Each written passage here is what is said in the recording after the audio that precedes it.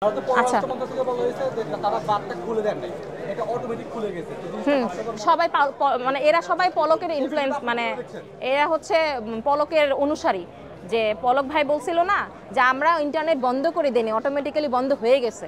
হ্যাঁ, এরা হচ্ছে সব ওদের অনুসারী। তো এরাও এদের কথা শুনে বলতেছে আমরা বাদ খুলে দিনে, বাদ খুলে গেছে। এটা তো হাত পা গজাইছে, বাদের তো হাত পা গজাইছে, এমনি এমনি খুলে যায় সবকিছু, এমনি এমনি সবকিছু হয়ে যায়। এসব ফালতু বাকওয়াস কথাবার্তা বলার শোনার একদম সময় নাই। এখন একটাই কথা, বন্যার্ত মানুষদেরকে, বন্যা দুর্গত এলাকার মানুষদেরকে উদ্ধার করে আনতে হবে।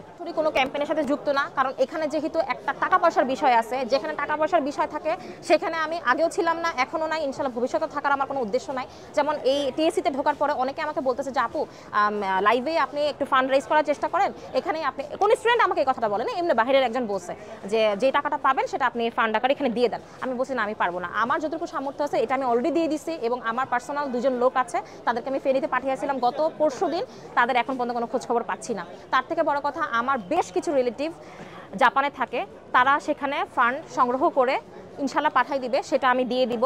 এবং সেই সাথে হচ্ছে শুকনো খাবার থেকে শুরু করে শুকনো কাপড় সব কিছু যতটুকু আমার সামর্থ্য আছে সেটা আমি আমার মতন করে দিয়ে দিব। আমি কোনো গোষ্ঠী বা কোনো দল বা কোনো কিছুর সাথে আমি সংযুক্ত না, সংযুক্ত থাকার আমার কোনো ইচ্ছাও নাই। আমি পার্সোনালি যতটুকু পারবো ততটুকু হেল্প করবো। সব থেকে বড় হেল্প করার আমি এটাই চেষ্টা করতেছি, মানুষকে ইনফ্লুয়েন্স করা।